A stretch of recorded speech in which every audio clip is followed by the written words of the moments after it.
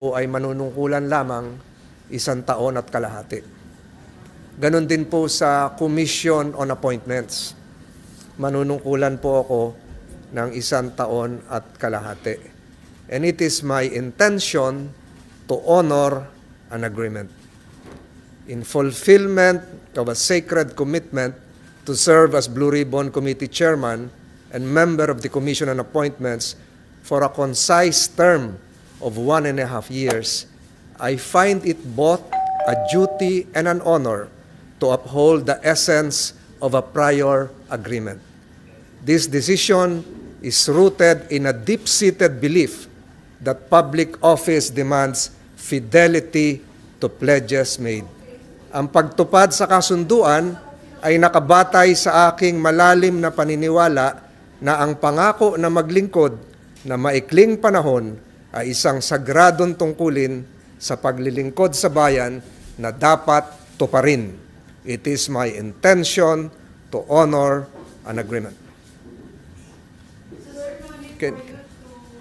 Pakibigay na lang yan. No need for me to tender ng resignation as Blue Ribbon Committee Chairman. I refer to statements given by the Senate President that this should be given in a plenary. And I understand the next plenary session would be on January 22. But just the same, uulitin ko po, it is my intention to honor an agreement. Sir, but you are open to extending that agreement to another 1.5 years? Uulitin ko po, dalawa po yung kasunduan. Una, for me to serve as member of the Commission on Appointments for 1.5 years, which will expire at the end of this year. I will honor that agreement. Are you Pangalawa, yung agreement to serve as Blue Ribbon Committee Chairman for 1.5 years. I intend to honor that agreement. Na sinabi ko kanina, ito po ay isang sagradong tungkulin na sundin, tuparin ang isang pangako. Sir, kung mag-o-offer With the po, Senate leadership. Sir, kung mag-o-offer po ang Senate President, It will be discussed by the meaning plenary, but then again, ito na yung kasunduan, susundin ko po. So, meaning i-honor hanggang kailan ka po mauwi? Kababanggit ko lang po, katapusan itong taong ito, yung term ko based on the agreement sa Commission on Appointments at as Blue Ribbon Chairman, Blue Ribbon Committee Chairman. Tumutunog yung ano. So, hanggat wala pang kahalili, nandun pa ako in transition, and I will endeavor to have a seamless transition and to assist whoever will be the replacements for both seats. Nais ko lamang sigurong ipaabot sa inyo na sa ilalim ng panunungkulan ko, we spent 67 hours, 41 minutes of public hearings. We have 358 resource persons, 3 committee report, at halos himayin po namin ang 3,007 pages of transcript of stenographic notes, 420 pages of committee reports, which led to the indictment of 13 individuals, specifically doon po sa laptop deal. Kung matatandaan nyo, hindi ko na po babanggitin ang mga pangalan. Karamihan po dito ay meron pa mga hold departure order at ito po ay masusing hinahawakan na ngayon ng Office of the Ombudsman. Pangalawa, ang una pala, kung matatandaan nyo, yung sugar importation deal which led to the resignation of the then Executive Secretary, the removal of several members of the Sugar Regulatory Administration. Kabilang po ito sa mga nagawa ng inyong Blue Ribbon Committee. At pangatlo, bagamat hindi nagkaroon ng final approval yet, but it led to the filing of several bills. Ito po yung vaccine procurement. Ito yung tinatawag na, yung sinasabi nila dati na ito po yung sinasabi nila na non-disclosure agreement. Marami po tayong na-file na mga batas patungkol dyan. At kung iisa-isahin ko, Senate Bill 2272, amending the procurement law, providing for the requirements for full transparency in the supply agreements, in the purchase contracts entered into by the Philippine government. At yung Senate Bill 2273, requiring the participation, ito, ginagawa na, kahit hindi pa approve yung batas, of the Office of the Solicitor General in all contract negotiations with foreign governments, corporations, entities, etc., etc. At ganon din po yung patungkol po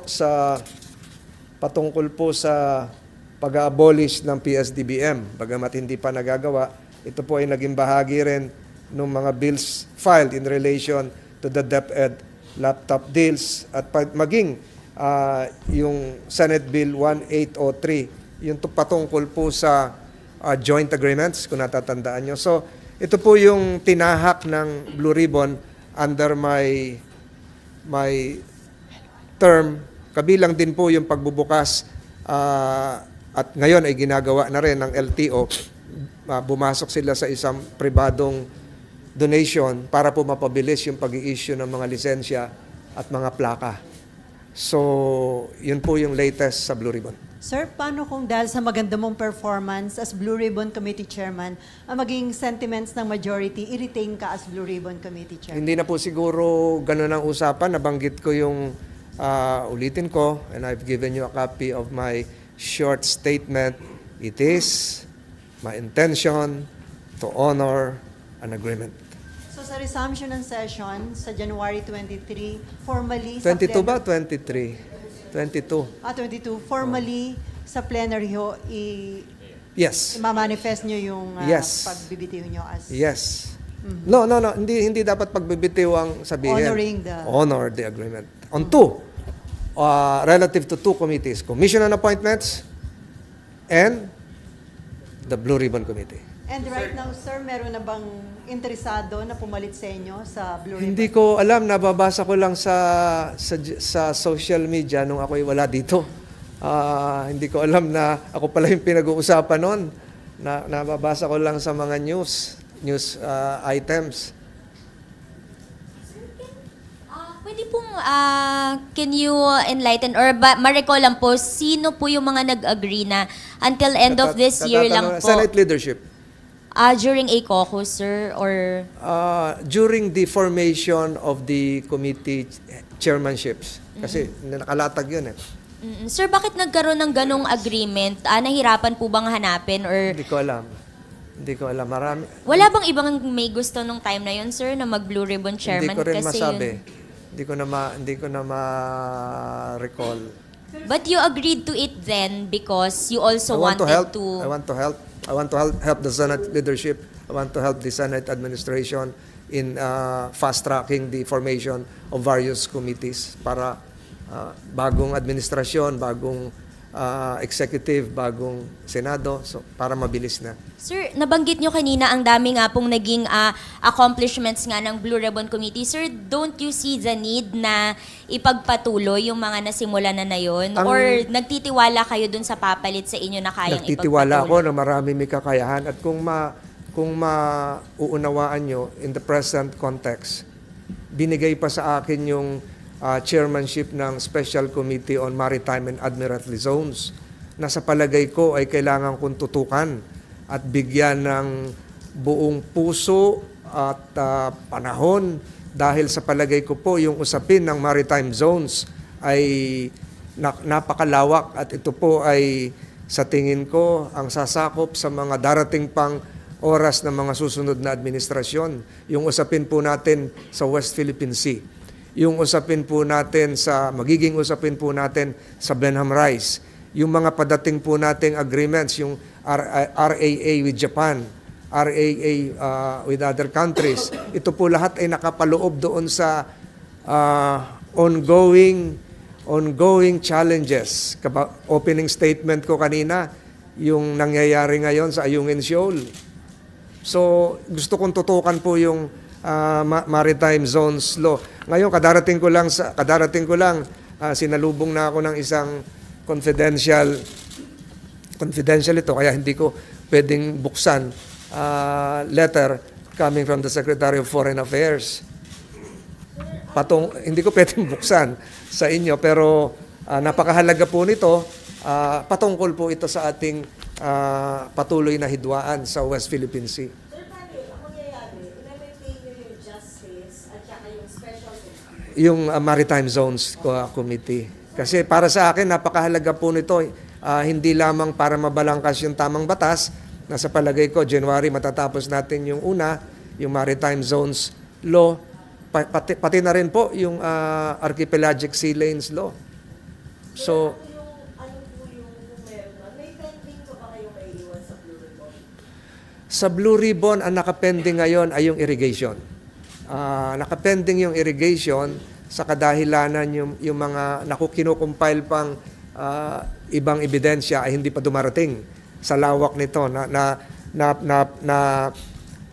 nalubak tayo doon sa Balog-Balog Dam na nagbukas na rin ng kaisipan sa ating mga kababayan na halos 50 taon na pala ito ginagawa. At sa tulong din ng ilang mga members ng committee ay marami pa hong nabuksan. Yung dam pala sa Bustos, o kung hindi Bustos, Ipo, ay rubber dam lang pala yon na nagdudulot din ng pagbaha pag malakas ang ulan dahil yung rubber ay nagka-crack. At marami pang iba. Pero ngayon, sa mga lumalabas na balita, at ito rin yung gusto ata ng Malacanang, yung ibang dams ay gustong gamitin bilang source na rin ng energy, ng enerhiya. So, evolving lahat ito. So, mahaba itong NIA investigation. So, isasalin po natin sa kung sino man ang papalit lahat ng kahong-kahong dokumento patungkol dito. Sir, paano rin po? Kayo po ay bababa as chairman, pero paano kayo maging vice chairman o totally wala? I can serve in whatever capacity, even as a member. Hindi naman po tayo namimilit ng posisyon. Hindi po tayo namimili na kung ano yung dapat hawakan, kung saan po tayo dapat po pwedeng makapagsilbi. At marami pa ho tayong iiwan. I hope to file within the day or tomorrow at the latest an amendment to the Senate rules concerning investigations. May bago po. So, kung matatandaan nyo, doon sa Farmally, naglabas ang Supreme Court ng desisyon na parang ginugupit yung binabawasan yung karapatan ng Blue Ribbon tungkol sa pag-i-issue ng contempt citations. So, ang atin pong ifa-file na amendment, kung hindi nga ngayon, bukas, ay ginagawa na rin naman natin. Kung matatandaan nyo, kung matatandaan nyo, no offense to others, nire-respeto po natin ang karapatan ng mga testigo sa Blue Ribbon. Yun po yung gusto nung Farmally decision. Pangalawa, kung matatandaan nyo, ako po yung kauna-unahan nagbigay ng karapatan sa mga abogado, sa mga humaharap sa Blue Ribbon pagkatapos ng isang hearing na mag-submit ng memorandum. Hindi po ito nakuha ng Supreme Court decision. Kasi ang sinasabi ng Supreme Court decision, bigyan daw ng due process. Ano pa ba due process ang kailangan? Pinapahintulutan na nga natin mag-submit sila ng memorandum. Lahat po ng, hindi lamang po sa Blue Ribbon, pati sa Committee on Justice. Allowed na sila, yung mga abogado nila, allowed mag-submit ng memorandum. Hindi po ito ginagawa noon. Ngayon, ifo-formalize natin ito, hindi lang sa pagtupad doon sa Supreme Court decision ng Farmally, kung hindi bilang pag-legitimize na maging bahagi ng Senate rules. Submission of memoranda, plus the right to answer and the respect that should be given to witnesses, which is enshrined in our Constitution, by the way. Sir, clarification din lang, sir. Yung sa agreement,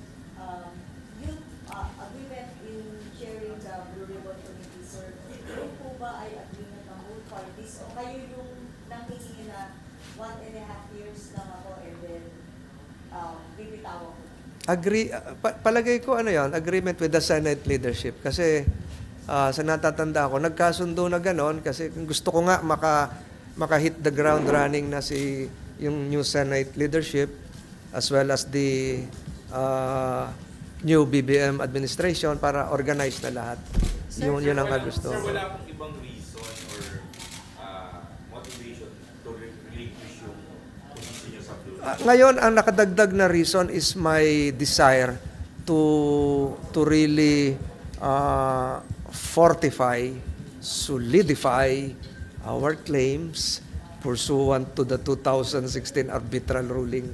Gusto kong maraming mailabas itong Special Maritime Committee na napakahalaga, hindi lamang para sa ating mangingisda, kung hindi pati sa ating national security. Sir, para po din maging fair, pakisagot lang po, sabi ko kasi ng SP, part ng consideration that they take now is your re-election. Kasama na rin po yun, kung matatandaan nyo, noong Senate President si Coco Pimentel, part ng consideration niya sa pagbaba, magpiprepare na rin daw siya. Kung natatandaan nyo pa yon. So kasama na po lahat yan. Kasama na po yan sa evolving contextual conditions. Pero ang mahalaga sa akin ngayon, pagtuunan ko rin ng pansin itong West Philippine Sea. Kadarating ko lang, ma'am. Jet lag pa ho ako. Tinan nyo yung mata ko. Wala pa ho akong tulog. Napa-attend lang ako ng Christmas party kagabi ng Vice Mayor's League of the Philippines, kaya lalo ako nahilo.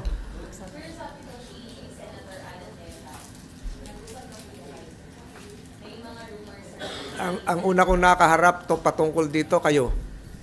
Wala pa ako nakakausap. Wala pa ako nakakausap. Ewan ko kung may katungkulan ako mag-recommend. Pero ano requirement po ang dapat? Your exposure. Yun ang gusto ni ng Senate leadership, abogado. Apat po yung lawyers natin ngayon, di ba? Pang-lima ka, sir. Si magkapatid, Cayetano, si Angara, at saka si Senator Cheese. Senator Coco. Ito yung Minority nga pala. Minority nga pala. Tingnan natin kung ano mangyari sa 22. Sir, yung sabi mo yung sa NIA, hindi ba pwede i-extend mo para at least ma-cover mo din the same way na in-investigate yung laptop para mas may kapupuntahan din? Gusto niya mag-hearing tayo sa January. So, agad-agad. Tingnan natin kung present pa yung mga committee members, available sila.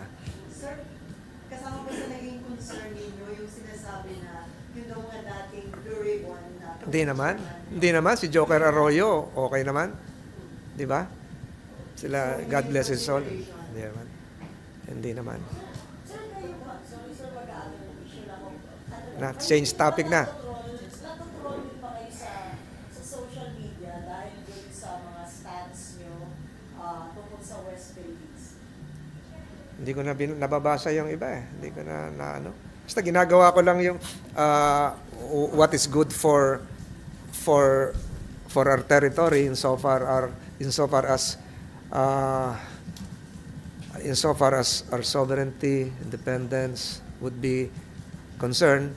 Plus ngayon, uma-advance na ako. Ang hawak ko na ngayon yung profile ng proposed reciprocal access agreement with Japan. Hawak ko ngayon. Pero hindi ko pa mabubuksan sa inyo. Kasi baka binabalangkas pa rin. Sir, kanina sir may binanggit si Sen JP na meron destabilization lahat against the Marcos administration, supposedly funded by the Chinese government.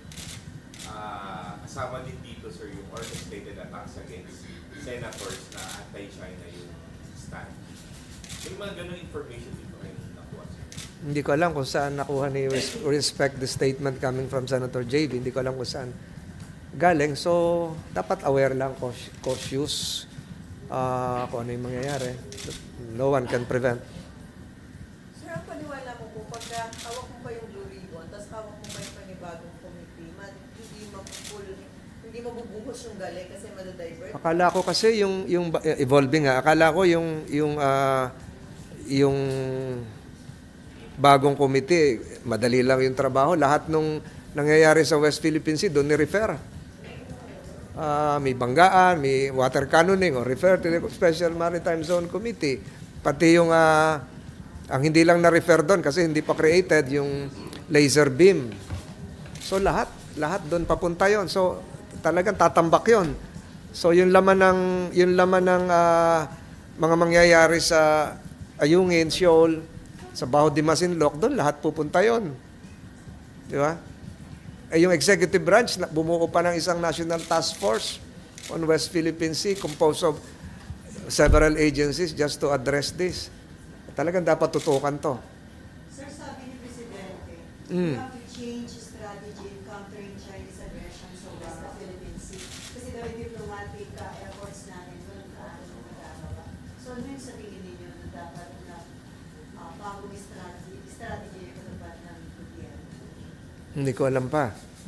Mahabang protracted engagement ito sa West Philippine Sea. So it has already, kung tutuusin mo, I was aware of an incident, kung hindi ako nagkakamali, 1995 to, bata pa yung iba sa inyo, pero wala ako doon. Kung matatandaan nyo, sina Arnold Clavio ay nagpunta doon sa kinatatayuan ngayon ng Mischief Reef. Sakay sila ng isang naval vessel, Philippine Navy. So wala pa doon yung Mischief Reef na tinatawag ngayon isang fortified city ng China. So tinataboy-taboy lang sila. Sila yung sinwarming, maliliit na bangka ng milisya ng China. Pero sila yung pinakamalaki. Kasama nila noon si General Taniega, Charlie Taniega. Panahon niya ni Presidente Ramos, God bless his soul. So maraming media personalities na nandun. Ang pinakamalaking barko, tayo noon. Mga barkong pangingisda lang yung China. Ngayon, buo na yung island na yon. Ano yung gagawin natin? Bala kong isama yun doon sa Maritime Zones Law. That islands are artificially constructed and illegally occupied shall remain part of Philippine jurisdiction. Di ba? So kahit tinayo na nila yon, kahit occupied nila, pag-aari pa rin natin yon. Sir, ano yun? Parang, kaya nyo rin siya ipaprioritize. Request din ni President Marcos na tulungan nyo yung administration to come up with this more defined maritime zones. Yung maritime zones law natin, 3 decades in the making. Huling-huli na po yon. Halos lahat ng mga bansa, meron na noon, tayo na lang ang wala. Naipasa na nga sa lower house eh. So, yung Senate, kailangan mahabol natin ito kasi isa ito sa mga armas na pwede nating gamitin diplomatically. Sir, si President Marcos po, nagsabi na po siya na hindi kailangan ipa-recall, hindi kailangan Ibang topic to, no? Opo, sir. Ah. Sa kay Ambassador Wang naman po, sabi po ni President Marcos, hindi kailangan ipa-recall si Chinese Ambassador to the Philippines, Wang Xilian, kasi ginagawa niya lang daw po yung trabaho niya. In relation po to dun sa calls... Recall should be done by the sending authority. Yes, sir. Bali, Kung sino yung nagpadala, siya yung magre-recall. Binabawi. Di ba? So, hindi natin kayang i-recall yung Chinese ambassador talaga kasi hindi naman tayo nagpadala nun dito. Ang kaya nating i-recall yung Philippine ambassador to Beijing na nung nag-uusap kami, lumindol, natatandaan nyo. So, go on with your question. Kasi earlier po si Senate President Mig Subiri and si Senator J.B. Ejercito, I think they made that appeal kung pwedeng pabalikin na lang Pabalik. sa China si Chinese Ambassador dahil hindi daw po nakakatulong dun sa sitwasyon sa West Philippines, nakakasama pa raw po. But si President Marcos said, hindi nga po ipapa-recall or hindi magsusulat sa China to have them recall dahil ginagawa niya lang daw po yung trabaho niya bilang Chinese Ambassador. Your take on that, sir? Siguro, tama din si Presidente na yung ambassador tumutupad lang sa utos sa kanya, sa policy directives coming from Beijing. Siguro naman yung with all due respect to my colleagues, yung sa kanila ay parang near declaration of persona non grata kasi hindi na ipapaabot siguro ng tama sa Beijing kung ano yung dapat ipaabot. Pareho pong tama yon, but considering that the President is higher in the totem pole of foreign policy directives, tama din si Presidente Kahit si Yao Ming ang ipadala mo dyan, kahit sino yung ipadala mo dyan, isusunod lang sa direktiba ng Ministry of Foreign Affairs yun, di ba? Kahit sino yung ipadala dyan. So, mahaba pa talaga ito. Mahaba pa talaga ito. But sir, yung earlier call po ninyo na yung Filipino ambassador to China naman yung i-recall, are you still making Yes. that deal? Yes, for consultations. Pumunta na nga, di ba? Pumunta na rito sa office nung lumindol. Kaso mo, ilang araw pa kalindol, nung linggo yun eh. Yung nagbanggaan na sa Baho de Masinloc. Baho de Masinloc ba? Parang bumalik na siya ng Beijing. I haven't heard from him. Oh, yes, he was here.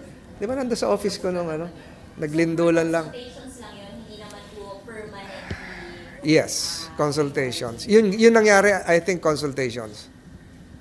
Parang inaantok na ako. Jet lag, sir? Palagay ko. Sir, last na lang may kailangan ba ng letter na signifying na magre-resign na? Siguro to formalize, there should be a letter.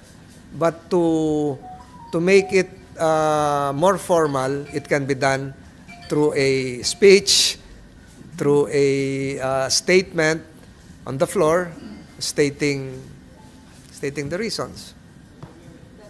Pero wala pong letter as Wala pa. Kadarating ko lang eh. Kadarating. Ano gusto nyo ipaalala or hindi na kailangan yung tip kasi mga veteran? Hindi. Ano po gusto nyo ipaalala doon sa next Blue Ribbon Share? Bili na. So siguro ipatupad yung dapat gawin.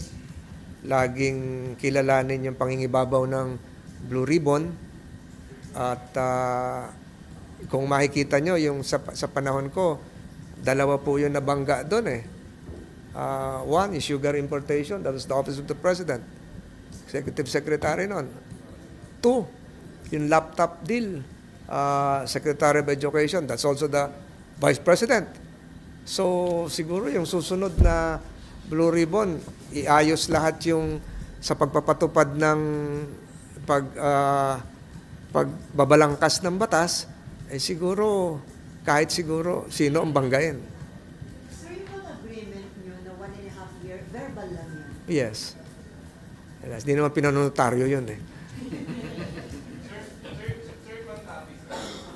Sabi po ni Senator Roque Padilla na ipag-usap daw sila sa kabilang faction ng PDP naman with yung pala Senator Coco Benitez. Kayo ba sir personally open din kayo na magkaisa ng dalawang faction for Chacha? Chacha. To push for Chacha raw. Sa akin walang yung kung magkaisa, kung ano yung makakatulong sa bayan. Dapat ang tanong mo doon, are you in favor of Chacha? Yun. Yung economic provisions, yes. How about yung sa political terms? Again, hindi ko masyadong nakita ko lang sa cellphone eh. Hindi ko nabasa, anecdotal news reports lang sa akin. Hindi ko nabasa yung, was there a resolution filed? Yes, sir. Meron na? Senator Robin Padilla. Kukuha siguro ako ngayon. Bukas pa ba yung bills and index? Senator Coco, yung sa economic, nagpasa na kayo Nung Public Service Act. Baka meron pang, minabasa rin ako sa statement ng Pangulo, baka meron pang pwedeng idagdag. Sir, are you open dun sa foreign ownership ng lands? bigger. Pwede. 100%? Hindi naman 100%. Oh. Dumating panahon, wala Hindi naman 100%. Siguro limited in scope and limited in areas. Halimbawa, yung mga less developed areas natin na kailangan maalalayan yung agrikultura, siguro doon. How about sir sa tourism? Ayun, kasama rin yun.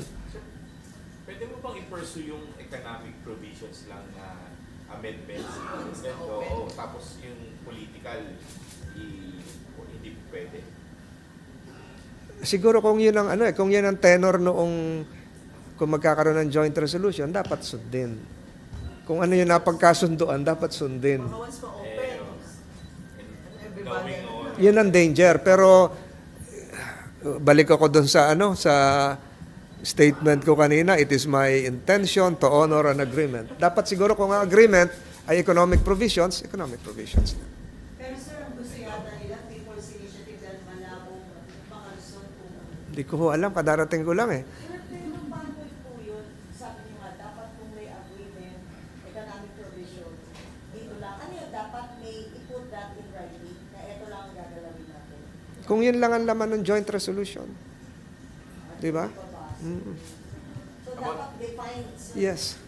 Yes. And do you support, sir, yung sinabi ni Senator Coco, kasi ang House pinupush na parang sila-sila na lang i-left out ang Senate. Hindi ko nabasa yung kay Senator Coco Sabi eh. niya kasi, Sir, pwede ba yun? Pwede mo bang i-pursue yung chacha ng... Wala kayo. Wala. Hindi ko nabasa eh. Kasi babalik ulit yun sa interpretation that do we vote separately, do we vote jointly. So balik ulit yun doon. Sir, on People's Initiative lang po, ang opinion ni Senator Coco, mga surgical amendments lang daw yung pwedeng gawin through People's Initiative. Hindi pwedeng i-overhaul yung entire 1987 Constitution. Do you share the same opinion po na pwedeng... Ano ba example ng surgical? Yung parang... So kung economic provisions, o di yun nga. Corrective lang daw, sir. Kunyari, may i-correct lang sa isang provision, ganun lang po. Pero yung overhaul... Parang merong contrary opinion yan. Hindi ko lang maano. Parang merong contrary opinion yan na... Sir, sir, kung... Kasi yung mode of amending the Constitution, specified naman yun. Di ba? Hindi naman naka-specify na once you apply this mode, just a limited amendment can be done. Walang ganun eh. Sir, sa inyo, anong mode ng kung ipo-pursue yung chacha, anong mode?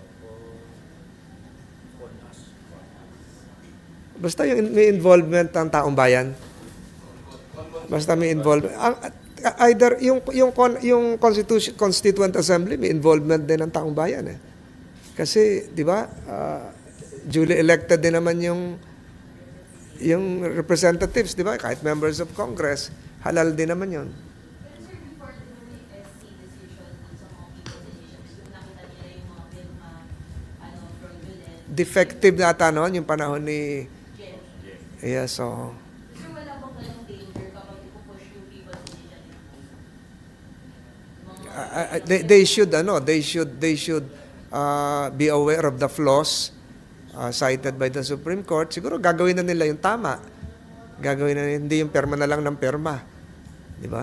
Pero sa taxing yun, di ba? Yung People's Initiative, kasi sabi ni Atty. Lagino, siya lang noon 5 months in the making.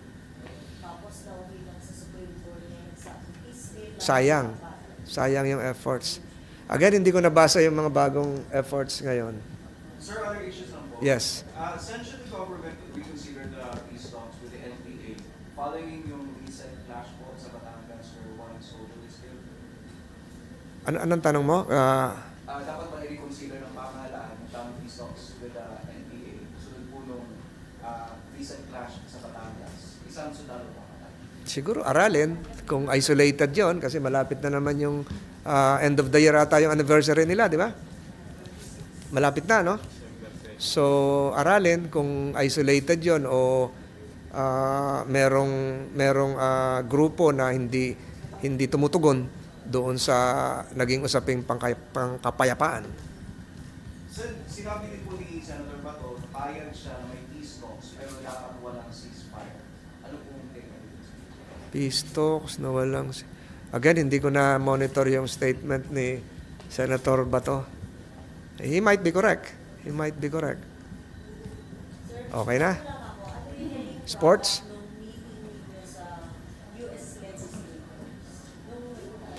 Actually, personal yun eh. May mga events kasi akong dinaluhan in my... The trip was on a personal capacity. So, may mga nakahalubilo lang tayo but it was not on an official basis. Pati pamasahe nga, sarili ko lahat yun na ano. So, everything was done on a personal capacity. So, mga kakilala ko naman dati yung iba. So, beyond that, I could not reveal what transpired. Sir, balikan ko na ng konti. Sir, yung sa new rule po, yung Senate investigation, ano po yung naging motivation nito? Yung ipapile po nito? So, para once and for all to comply with the Supreme Court ruling, and number two, to really make the current Senate rules compliant with what is procedurally and substantively fair and impartial. Para walang masabi sa mga hearing ng Blue Ribbon. Pero sir, may cases po ba na hindi siya naging fair? Iyon ang sabi ng Supreme Court doon sa Ong case. Kasi kinontempt na lang daw without giving the parties a chance to explain. So yun yung gagamutin. Pero kahit hindi naman ilagay sa rules, ginawa ko na rin yun, modesty aside, kahit wala sa rules. Thank you. Merry Christmas.